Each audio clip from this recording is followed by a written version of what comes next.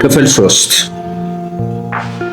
አቶ አለማየሁ ሁሉፍ በመቀለ ከተማ የሚኖሩ አዛውንት ናቸው። እሳቸው ከልዑል ራስ መንገሻ ስዩም ለብዙ ዓመታት ሰርቷል። በአምቦ፣ አርሲ፣ ሲዳሞ፣ አዲስ አበባና ትግራይ ከእሳቸው ጋር ተመድበው ሲሰሩ ኖረዋል። እሳቸው ስለ ልዑል መንገሻ ስዩም የሚከተለውን ምስክርነታቸው ሰጥቷል። በሰኔ ወር 1941 የአምቦ አውራጃ ገዢ ሆነው ተሾሙ። ወዲያው እንደተሾሙ ከአምቦ ወደ ገንዶ በረት የመኪና መንገድ ተጠረገ። ከአምቦ ወደ ጌዶ፣ ከአምቦ ወሊሶ መንገድም ተሰራ። መንገዱ ሲጠረግ ደጃዝማች መንገሻ ራሳቸው አካፋ ይዘው ነበር ከህዝቡ ጋር የሚሳተፉት። በፍትህ ጉዳይም ብዙ ሰርቷል። የወረዳ ሹመኞች ህዝቡ ላይ ጉቦ እየተቀበሉ ያሰቃዩት ነበር።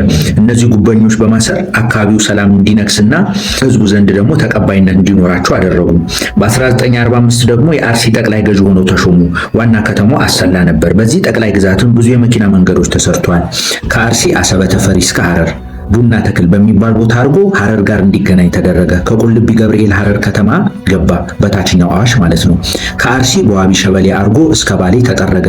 መንገዱ በህዝቡ ጉልበት ነው ይሰራ የነበረው። ልዑል ራሳቸው እየቀየሱ ነው መንገዱ የተሰራው። ለወራት የሚሸፍን ስንቅ ይዘን ነበር መንገድ የምንሰራው። አርሲ የፈረስ ሀገር ነው። በመሆኑም ገበሬዎች ፈረሶቻቸው ይዘው ከተማ በመምጣት ፈረሶቻቸውን ያለ ምግብ አስረው እነሱ ጠጅ እየጠጡ ነበር የሚውሉት። ልዑል ራስ መንገሻ ይህንን ሁኔታ በተመለከቱ ጊዜ ገበሬዎቹ እንዲያስተካክሉና ፈረሶቹም ሳር መብላት እንዳለባቸው በማሳሰብና አዋጅ በማስነገር ከዛ በኋላ ፈረሶቹም ሳር ሲበሉ ገበሬዎቹ ቁጭ ብለው ጠጅ መጠጣት ጀምረው ነበር። በሲዳሞ ጠቅላይ ግዛትም ተመሳሳይ ስራ ሰርቷል። መጀመሪያ ወላሙን ጎበኙ፣ በአሁኑ ወላይታ ማለት ነው። ቀደም ብሎ ተጠርጎ የተበላሸውን የመኪና መንገድ የማስተካከል ስራ ይሰሩ ነበር። በዚህም መሰረት ከሲዳማ በይርጋ ጨፌ ያቤሎ ከሚጋ ወደ ቦረና ነገሌ መንገዱን በማስተካከል ተመለሱ። የገናሌ ወንዝ መንገድ አስተካክለው ወደ ክብረ መንግስት የሚወስደውን መንገድ በማስተካከል ክብረ መንግስት ገቡ። ልዑል ራስ መንገሻ ሲዳሞ ተሾሞ ሲገቡ በአካባቢው ህዝብ ልብስ መልበስ አልተለመደም ነበር። ልዑሉ ይህንን በመመልከት ቡናውን ሽጦ ሁሉ ሰው ልብስ እንዲለብስ አዋጅ አስነገሩ። ይህንን የሰሙ የአካባቢው አንድ ባላባት መንገሻ በቡናችን ምን አገባውና ነው ቡና ሽጣችሁ ልብስ ልበሱ የሚለው በማለታቸው አዋጁን በመቃወማቸው እንዲከሰሱ ሲደረግ በጊዜው ክሱ ወደ ፍርድ ቤት የማቅረብ ኃላፊነት የነበራቸው መቶ አለቃ በረሃ ፖሊስ ይህንን ጉዳይ አንቀጽ የለውም ብለው ሳይከሱ በመቅረታቸው ከስራቸው እንዲነሱ ተደረገ።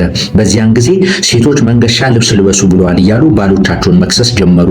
ልብሱም የመንገሻ ልብስ ተብሎ እስከ መጠራት ደርሶ ነበረ ይላሉ አቶ አለማየሁ ሁሉፍ።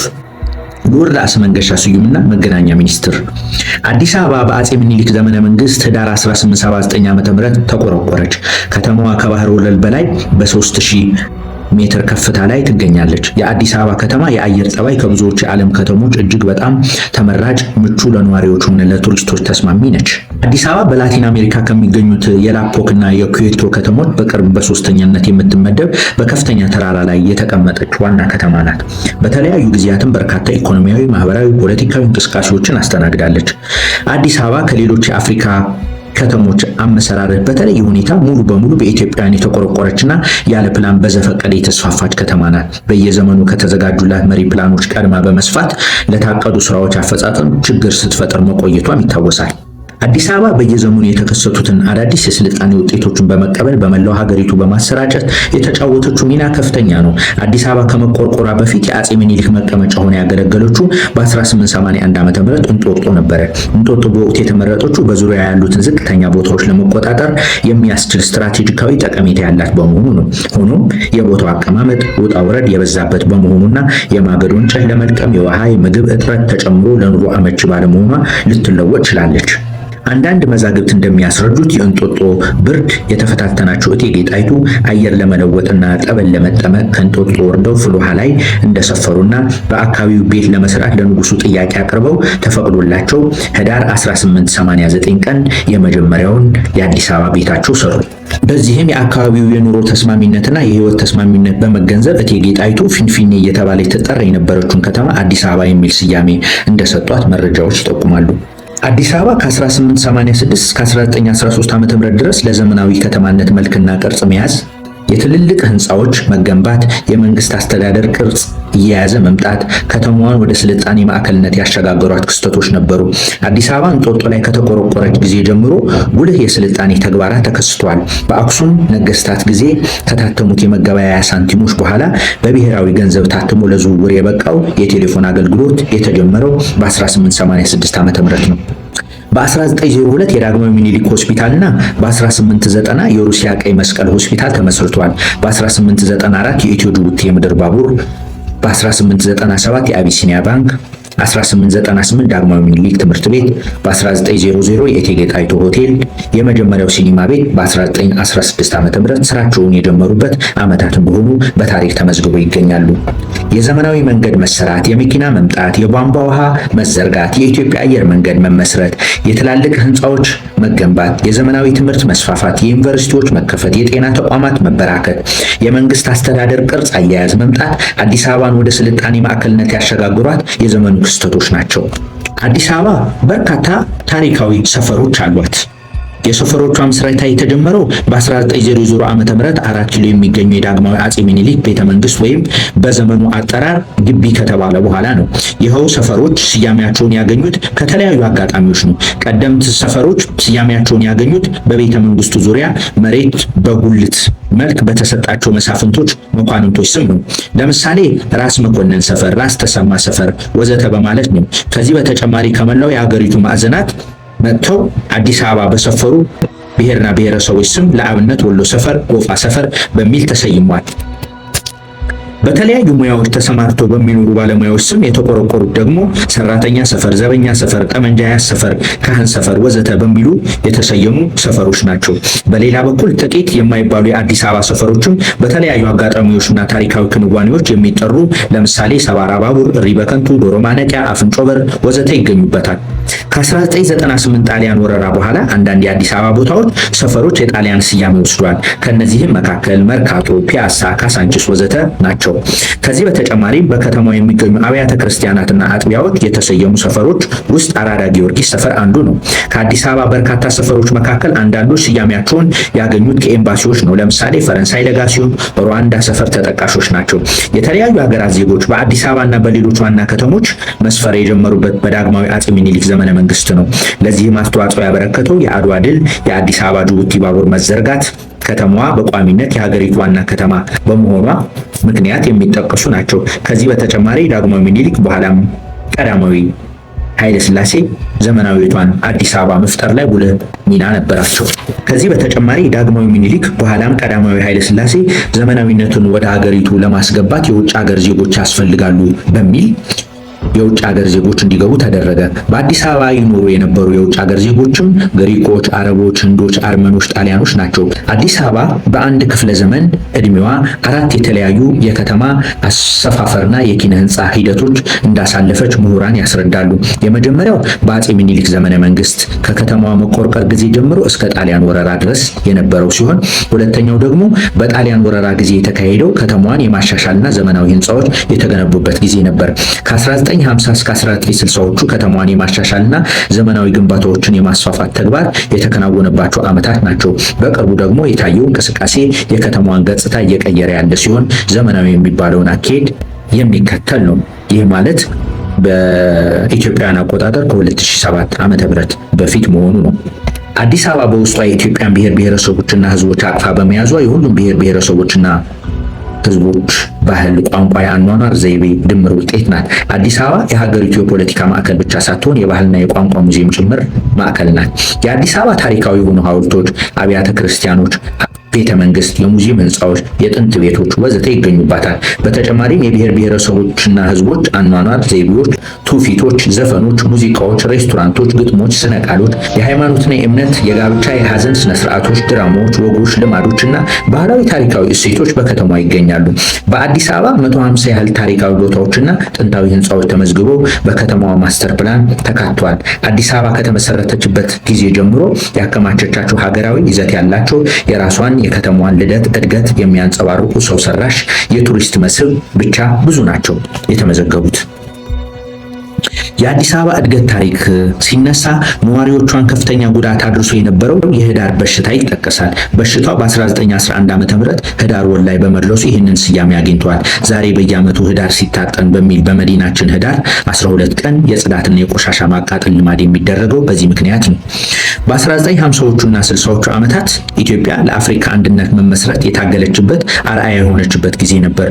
ዋና ከተማዋ አዲስ አበባ የዲፕሎማሲ ማዕከል በመሆን ዘመናዊ መልክ ተላብሳ ታወሳለች። በአፄ ኃይለሥላሴ መንግስት የተለያዩ መንግስታትና ዓለም አቀፍ ድርጅቶች ጋር ዲፕሎማሲያዊ ግንኙነት ለመፍጠር የተለያዩ የውጭ ፖሊሲዎችን መቀየስ ተጀመረ። ኢትዮጵያ በዓለም አቀፍ ፖለቲካ ጉልህ ተሳትፎ እንዲኖራት ለማድረግ በቂ እውቀትና ያካበተ ልምድ ያላቸው ዲፕሎማቶች ከባንዱንግ እስከ አክራ ከጄኔቭ እስከ ኒውዮርክ ሀገራቸውን ወክለው ተሳትፏል። ከ1950ዎቹ አጋማሽ ጀምሮ ኢትዮጵያ ለአፍሪካ ጉዳዮች ከፍተኛ ትኩረት የሰጠችበት ጊዜ ነበር። በአፍሪካ አንድነት ድርጅት ምስረታ አዲስ አበባ ትልቅ ሚና ነበራት። ሰኔ 1960 ዓ.ም ሁለተኛው ነፃ የአፍሪካ መንግስታት ጉባኤ አዲስ አበባ ተካሂዷል። በጥር 1962 ዓ.ም ሶስተኛውን የመላ አፍሪካ ህዝቦች ኮንፈረንስ ናይጄሪያ ባስተናገደችበት ጊዜ የፓን አፍሪካኒዝም እንቅስቃሴ በሁለት ጎራ የተከፈለ ነበረ። ጋናና ሞሮኮ የነበሩበት የካዛብላንካ ጎራ የአፍሪካን በአስቸኳይ መዋሃድ ሲደግፉ፣ ናይጄሪያና ላይቤሪያን ያካተተው የሞኖሮቪያ ጎራ ደግሞ በመንግስታቱ መካከል የፖለቲካ ትብብር ብቻ ይኑር የሚለውን ሐሳብ አጥብቆ የያዘ አጀንዳ ነበር።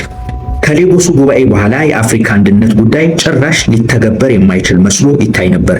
አዲስ አበባ የ1963ቱን ታሪካዊ ጉባኤ በማስተናገድ ሁለቱንም ጎራዎች ተካፋይ እንዲሆኑ በማድረግ በጉባኤው የመክፈቻ ንግግርም አፄ ኃይለሥላሴ የአፍሪካ ውህደትን በሂደት የሚሆን ጉዳይ መሆኑን በመናገር የፖለቲካ ትብብሩን እውን የሚያደርግና ለውህደቱ ቅድመ ሁኔታዎች የሚያመቻች የአፍሪካ አንድነት ድርጅት እንዲመሰረት ንድፈ ሐሳብ አቀረቡ። በሂደቱ ኢትዮጵያ ላደረገችው ጥረት ዲፕሎማሲያዊ እውቅና በመስጠት አዲስ አበባ ለድርጅቱ ዋና መቀመጫነት እንዲሁም አፄ ኃይለሥላሴ ደግሞ የመጀመሪያው ሊቀመንበር ሆነው ተመረጡ። የአፍሪካ አንድነት ድርጅት የተካው የአፍሪካ ህብረት ዋና ጽሕፈት ቤት አዲስ አበባ ላይ ማድረጉ ከተማዋ ለአፍሪካ መዲናነት አትበቃም የሚል ጥያቄ አስነስቶም ነበር። የመሰረተ ልማት በበቂ ሁኔታ አለመዘርጋት፣ በየጊዜው ኤሌክትሪክ ኃይል መቋረጥ፣ የውሃ አቅርቦት እጥረት፣ በቂ የሕክምና አገልግሎት አለመኖር የአፍሪካ ህብረት ጽሕፈት ቤትን ከአዲስ አበባ ውጪ ሆኖ ለማየት በሚመኙት ዘንድ በየጊዜው አበይት ምክንያቶች እየሆኑ ሲቀርቡ ቆይቷል። በእርግጥም ከተማዋ ከላይ የተጠቀሱ ችግሮች ቢታዩባትም እንደዚህ ያሉ ችግሮች የአዲስ አበባ ብቻ ሳይሆን የአብዛኛው የሶስተኛው ዓለም የአፍሪካ ሀገራት ችግሮች ነበሩ። በመሆኑ የአፍሪካ ህብረት ጽሕፈት ቤት ወደ ተሻለ ከተማ ይዛወር የሚለው ጥያቄ ድብቅ የፖለቲካ አጀንዳ ያዘለ እንጂ ለህብረቱ ደህንነት ከማሰብ የመነጨ አልነበረም በወቅቱ። ይልቁንም ከየትኛውም የአፍሪካ ዋና ከተማ በተሻለ ሁኔታ አዲስ አበባን የአፍሪካ መዲና ለመሆን የሚያስችላት ብዙ ምክንያቶች አሉ። አንደኛው ከሌሎች ትላልቅ የአፍሪካ ከተሞች ጋር ሲነጻጸር የአዲስ አበባ የኑሮ ውድነትና የወንጀል መጠን እጅግ አነስተኛ ነበር በወቅቱ። ሁለተኛ፣ ከተማዋ የውጭ ሀገር እንግዶች መኖሪያ በመሆን የረጅም ጊዜ ታሪክና ልምድ ያላት ስለሆነች ብዙ የከተማዋን ሰፈሮች በአቅራቢያው ባሉ ኤምባሲዎች ስም መጠራት በነዋሪዎች ዘንድ የተለመደ ስለነበረ ለውጭ ሀገር ዜጎች ምቹ ነበረች። ሶስተኛው ኢትዮጵያ እንደ ክርስትና፣ እስልምና፣ የአይሁድ እምነት የተለያዩ ሀገር በቀል ባህላዊና ጥንታዊ ሃይማኖቶች የሚገኙባት ሀገር ናት። ይህም የየትኛውም ሃይማኖት ተከታይ ለሆነ የውጭ ሀገር እንግዳ ያላንዳች ግርታ ሃይማኖታዊ ስርዓቱን እንደፈለገ የመፈጸም እድል የተመቻቸ መሆኑ ነበር። በዚህም ኩሽቲክ፣ ሴሜቲክ፣ ሳህራን የመሳሰሉት ዋና ዋና የአፍሪካ ቋንቋዎች ከሚነገርባቸው ጥቂት የአፍሪካ ሀገራት አንዷም ኢትዮጵያ ናት። በሌላ አገላለጽ ብዙ ማህበራዊ፣ ባህላዊ፣ ታሪካዊ ውርሶች የሚገኙባት ኢትዮጵያ ዋና ከተማ አዲስ አበባ የአፍሪካን ሁለንተናዊ ህብረ ብዙህነት የምትወክል ብሎም የምታንጸባርቅ በመሆኗ አመቺና ተመራጭ የአፍሪካ መዲና እንድትሆን አስችሏታል። ከቅኝ ግዛት ነፃ የወጡ የአፍሪካ ሀገራት በ1955 ዓ.ም ተሰባስበው የአፍሪካን አንድነት ቻርተር በማጽደቃቸው ድርጅቱ መስሪያ ቤቱን አዲስ አበባ ላይ እንዲያቋቁም የተደረገ ሲሆን ከ1951 ዓ.ም ጀምሮ እስካሁን ድረስ የበርካታ ሀገሮች ኤምባሲዎች፣ ቆንስላዎች እንዲሁም የዓለም አቀፍ ተቋማት ጽሕፈት ቤቶቻቸውን በመክፈት አዲስ አበባ የኢትዮጵያ ዋና ከተማ ብቻም ሳይሆን የአፍሪካ መዲና አድርጓታል። የከተማዋ የህዝብ ቁጥር መጨመር፣ የኢኮኖሚ እንቅስቃሴና የቆዳ ስፋት እያደገ መምጣቱ እንዲሁም ከተለያዩ የሀገሪቱ ክፍሎች ወደ አዲስ አበባ የሚመጡ ባለጉዳዮች በአግባቡ ለማስተናገድ በማስፈለጉ በ1909 ዓ.ም የአዲስ አበባ ማዘጋጃ ቤት ተቋቋመ። በአፄ ሚኒሊክ ዘመነ መንግስት አዲስ አበባን ዘመናዊነትን ማላበስ ስራ የተጀመረበት ቢሆንም በውስጣዊ እንቅስቃሴዎች ዘላቂ ልማት ያልነበረበት ጊዜ ነበር። የማዘጋጃ ቤት አስተዳደር ከተቋቋመ በኋላ ማዘጋጃ ቤቱ አድዋ ሲኒማ ተብሎ በሚጠራው አካባቢ እንዲመሰረት ተደርጓል። በወቅቱ ማዘጋጃ ቤቱም የከተማው የማህበር ቤት ተብሎ ይጠራ ነበር። ይህ ስያሜ የተሰጠውም ማዘጋጃ ቤቱ እንዲመሰረት ግፊት ሲያደርጉ በነበሩት በሶሪያዊ ኢድልቢ ነበር። ነገር ግን የማህበር ቤት የሚለው ስያሜ ቃሉ ህዝብ የሚገለገልበትን አይወክልም በሚል በወቅቱ ለአዲስ አበባ ከተማ እድገትና ለከተማዋ ህዝብ ደህንነት ሲባል በ1926 ዓ.ም የሚያከናውኗቸውን ተግባራት በ16 ዋና ዋና ክፍሎች በመከፋፈል ከ250 ባልበለጡ ሰራተኞች የከተማዋ ማዘጋጃ ቤት በሚል ደግሞ ስራውን ጀመረ። የሥራ ክፍሎቹም የከንቲባ ጽሕፈት ቤት፣ የርስት ክፍል፣ የካርታ ማንሳትና የግምት ክፍል፣ የመንገድ ክፍል፣ የሂሳብ ክፍል፣ የግምጃ ቤት፣ የዳኝነት ክፍል፣ የአራዳ ዘበኛ፣ የተሽከርካሪ የመንጃ ፍቃድ፣ የቁማር ጨዋታ ቁጥጥር፣ የጽዳት ክፍል፣ የሕክምና ክፍል፣ የገንዘብ የሥራ መቆጣጠሪያ ክፍል፣ የሚስጥር ክፍል፣ ልዩ ባዳ፣ የውል ክፍል፣ የእሳትና አደጋ መከላከል ወዘተ በሚል ተቋቋመ። እነዚህ የሥራ ክፍሎች ዋና ዋናዎቹ ሲሆኑ እያንዳንዱ ክፍል ንዑስ ቅርንጫፎች ነበሩት። ማዘጋጃ ቤቱ ከላይ የተዘረዘሩትን ዋና ዋና ክፍሎች ይኑሩት እንጂ ለከተማዋ እድገት የነበረው አስተዋጽኦ አመርቂ እንዳልነበረ የተለያዩ ጽሑፎች ያስረዳሉ። የአዲስ አበባ ከተማ ማዘጋጃ ቤት ከከተማዋ እድገት ጋር ተያይዞ የመጣውን የነዋሪዎች ችግር ለማሻሻልና የተሻለ አገልግሎት ለመስጠት የሚያስችል አደረጃጀትና ህንፃ በማስፈልጉ ዛሬ በማገልገል ላይ የሚገኘው ማዘጋጃ ቤት ህንፃ እንዲገነባ ጥቅምት 23 ቀን 1942 ዓ.ም በአፄ ኃይለ ሥላሴ መሰረት የተጣለ ሲሆን በ1957 ዓ.ም የህንፃው ግንባታ እንደተጠናቀቀ መዛግብት ያሳያሉ። የአውሮፕላን ማረፊያ ግንባታ ልዑል ራስ መንገሻ ስዩም የሥራና መገናኛ ሚኒስትር ሆነው የተሾሙት በ1949 ዓ.ም ነበር። በዚሁ በሥራና መገናኛ ሚኒስትር ስራ ለ3 ዓመት ያህል ሰርቷል። የአዲስ አበባና የአስመራ ዓለም አቀፍ አውሮፕላን እንዲሰራ በመንግስት ከተወሰነ በኋላ ልዑል ራስ መንገሻ ስዩም በተሰጣቸው ውሳኔ መሰረት የአዲስ አበባ ቦሌ ዓለም አቀፍ የአውሮፕላን ማረፊያና የአስመራው ዮሐንስ አራተኛ ዓለም አቀፍ የአውሮፕላን ማረፊያን ግንባታ አሰርተዋል። የመጀመሪያ ስራቸው የአዲስ አበባ አውሮፕላን ማረፊያ ባለው ኢኮኖሚያዊ፣ ማህበራዊ፣ ፖለቲካዊ ፋይዳ ታይቶ በተወሰነው መሰረት አሮጌው የአውሮፕላን ማረፊያ ከነበረበት ቦታ አሁን ወዳለበት ቦታ አውሮፕላን ማረፊያ እንዲዘዋወር ተደርጓል። በዚህ ወቅት ታዲያ መንገድ ለመቀየስ ሲጀምሩ ተቃውሞ ከባለስልጣናት ገጥሟቸው ነበረ ይባላል። የተቃውሞ መነሻ አውሮፕላን ማረፊያው ከተማ ውስጥ ህዝብ ወዳለበት ከተሰራ ነፍሰ ጡር ሴቶች ይደነግጡና ችግር ይፈጠራል የሚል ነበር። ልዑል ራስ መንገሻ ለቀረበ ተቃውሞ የሌሎች ሀገሮች ተሞክሮ በማቅረብ በማስረዳት እንዲቃለልና አውሮፕላን ማረፊያው በታቀደለት ጊዜ እንዲሰራም አድርጓል። ከመስቀል አደባባይ እስከ ቦሌ 4 ኪሎ ሜትር መንገድም ያሰሩት ራሳቸው ልዑል ራስ መንገሻ ናቸው። በዚህ መንገድ ስራም ከባለቤቶችና ገበሬዎች መሬታችን ሊወስድብን ነው በማለት ተቃውሞ ቀርቦባቸው ነበር። ሌላው የገጠማቸው እንቅፋት ከመንግስት መስሪያ ቤቶች ነበር። ወደ አውሮፕላን ማረፊያው የሚወስድ የመኪና መንገድ ለማሰራት እቅድ ወጥቶ ቅድመ ዝግጅት ሲደረግ የውሃ ቴሌና መብራት ኃይል መስሪያ ቤቶች መንገድ በሚሰራበት ቦታ የሚገኝ መስመር እንዲያነሱ ደብዳቤ ተጽፎላቸው የመንገድ ስራው ይጀመራል። የመንገድ ስራ በተጀመረበት ጊዜ የውሃ መስመር ሳይነሳ ተገኘ። ልዑል ራስ መንገሻ ስራው አናስተጓጉልም ብለው ስራው እንዲጀመር አደረጉ። የውሃ መስመሮች በመበላሸታቸው የውሃ ችግር ይፈጠራል፣ ውሃው በመቆሙ ህዝቡ በውሃ ጥም ሊፈጁት ነው ተብለው ተከሰው አፄ ኃይለ ሥላሴ ጋር ቀርበው ጤና ይስጥልኝ ይላሉ። ጎንበስ ብለው መልስ የለም። ደጋግሞ ጤና ይስጥልኝ ዳግማዊ ጃንሆይ ሲሉ አሁንም መልስ የለም። ደጋግሞ ቢሉም አሁንም መልስ የለም።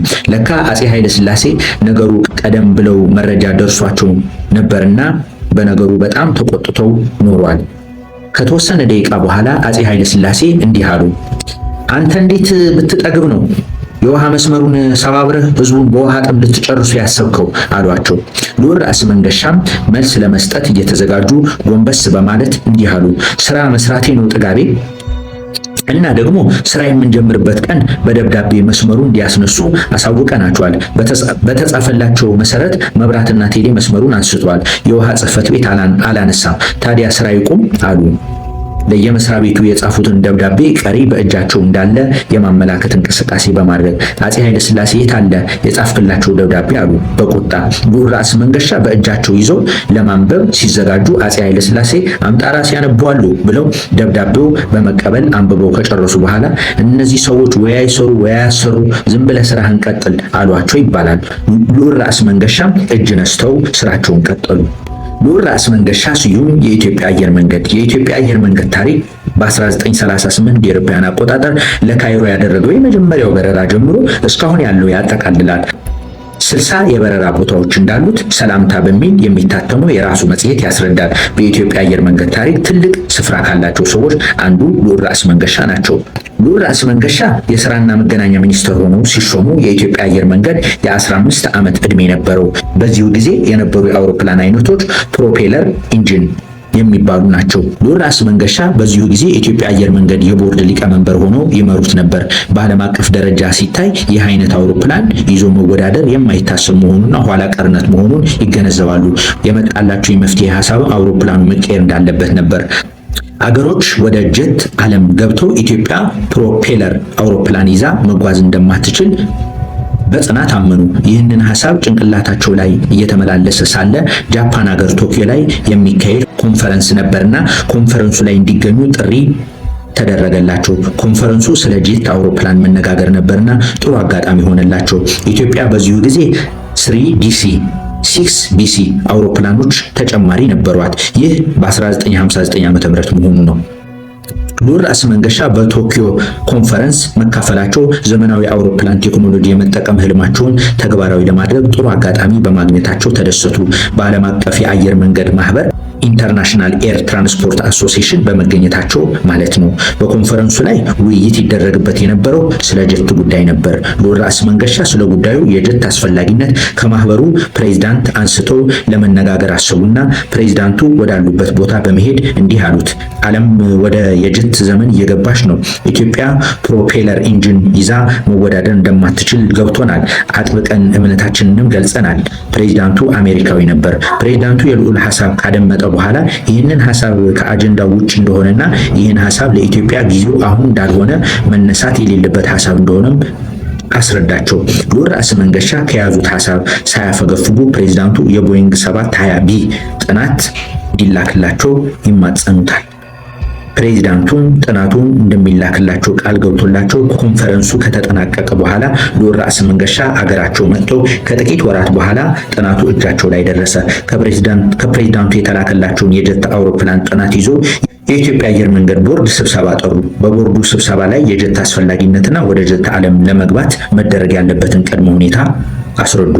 ለዚሁ መነሻ የሚሆን ጥናት እንዳመጡ ጥናቱን 2 ቦይንግ 720B በ45 ሚሊዮን ዶላር በብድር መገዛት እንደሚያስፈልግ ሁሉ ሐሳብ አቀረቡ። ቦርዱም 2 ቦይንግ 720B በብድር እንዲገዙ ተስማሙ።